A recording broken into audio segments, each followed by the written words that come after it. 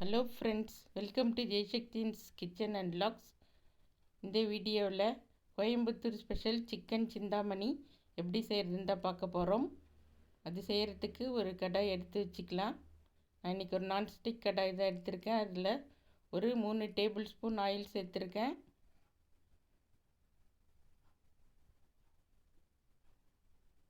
இது சாம்பார் சாதம், ரசம் சாதம் எல்லாத்துக்கும் சைட் டிஷ்ஷாக சாப்பிட்றதுக்கு ரொம்ப சூப்பராக இருக்கும். எண்ணெய் சூடானதும் 1/2 ஸ்பூன் சோம்பு சேர்த்துக்கலாம். 2 கொத்து கருவேப்பிலை சேர்த்துக்கலாம். அதுக்கப்புறம் 2 கைப்பிடி அளவு சின்ன வெங்காயம் பொடியை கட் பண்ணி வச்சுருக்கேன், அதையும் சேர்த்துக்கலாம். இப்போ இது கலர் சேஞ்ச் ஆகிற அளவுக்கு நம்ம ஃப்ரை பண்ணிக்கலாம். இது சின்ன வெங்காயம் சேர்க்குறதால ரொம்ப டேஸ்ட்டாக இருக்கும். நம்ம இந்த சிக்கன் சிந்தாமணிக்கு சில்லி பவுடர் எதுவுமே நம்ம சேர்க்க போகிறதில்ல. காஞ்ச மிளகாவும் பெப்பர் பவுடர் மட்டும்தான் சேர்க்க போகிறோம்.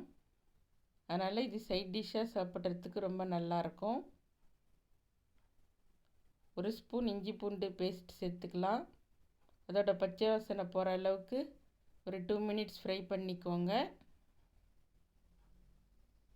அதுக்கப்புறம் நான் இன்றைக்கி 3/4 கிலோ சிக்கன் தான் செய்ய போகிறேன். அதுக்கு ஒரு 7 காஞ்ச மிளகாவை கட் பண்ணி எடுத்து வச்சுருக்கேன். விதையோடு தான் சேர்க்க போகிறேன்.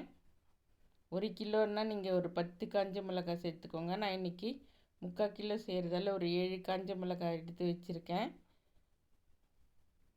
இதுக்கு தேவையான 1 ஸ்பூன் கல் உப்பு சேர்த்துருக்கேன். அதையும் சேர்த்துட்டு நல்லா ஃப்ரை பண்ணிக்கோங்க. இந்த டிஷ்ஷுக்கு தக்காளியும் சேர்க்கக்கூடாது. 1/2 ஸ்பூன் மஞ்சத்தூள் சேர்த்துக்கோங்க. அப்புறம் நம்ம கட் பண்ணி ரெடியாக வச்சுருக்க 7 காஞ்ச மிளகாய் சேர்த்துக்கோங்க. அதையும் சேர்த்துட்டு நல்லா ஃப்ரை பண்ணிக்கோங்க.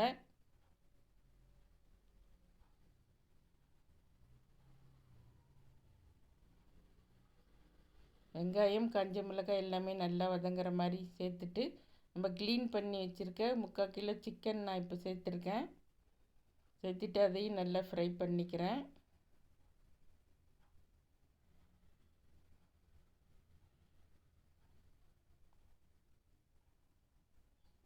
நல்லா ஃப்ரை பண்ணிக்கோங்க.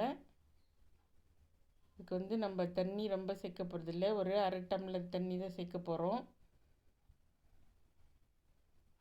ஒரு 2 மினிட்ஸ் நல்லா வதங்கினப்புறம் நம்ம தண்ணி சேர்க்க போகிறோம். ஒரு 1/2 டம்ளர் தண்ணி சேர்த்துட்டு பாயில் பண்ண விடுங்க. நல்லா பாயில் ஆகட்டும். பாயில் ஆனதும் நம்ம ஒரு லிட் போட்டு மூடி வச்சிட போகிறோம். ஒரு 5 மினிட்ஸ் அது லோ ஃப்ளேம்லேயே வேகட்டும். 5 மினிட்ஸ் கழித்து திறந்து பார்க்கலாம். இன்னும் கொஞ்சம் தண்ணி இருக்குது. நம்ம ஓப்பனில் வச்சு ஒரு 3 மினிட்ஸ் கொதிக்க விட்டதும் தண்ணி நல்லா சுண்டி வரும்.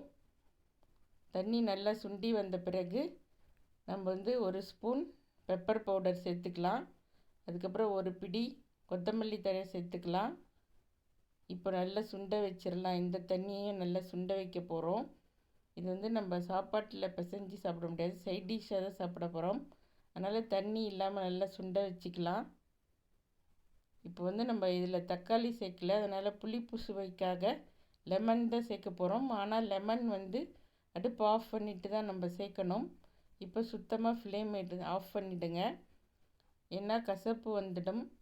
லெமன் சேர்க்கும்போது கொதிக்கும் போது சேர்த்தா கசப்பு வந்துடும். அதனால் ஆஃப் பண்ணிவிட்டு ஆஃப் லெமனோட ஜூஸை நம்ம இதில் சேர்க்க போகிறோம்.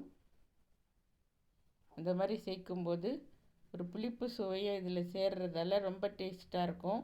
இந்த காஞ்ச மிளகாவும் நல்லா வெந்திருக்கு. நல்லா இந்த காரம் நல்லா இறங்கி இது நல்ல காரசாரமான புளிப்பு சுவையோட இது சைட் டிஷ்ஷாக சாப்பிடும்போது ரொம்ப சூப்பராக இருக்கும். நீங்கள் கண்டிப்பாக ட்ரை பண்ணி பாருங்கள். உங்களுக்கு பிடிச்சிருந்தா உங்கள் ஃப்ரெண்ட்ஸுக்கும் ஷேர் பண்ணுங்கள். இது வரைக்கும் எங்கள் சேனல் சப்ஸ்கிரைப் பண்ணிக்கோங்க. தேங்க்ஸ் ஃபார் வாட்சிங். Have a nice day.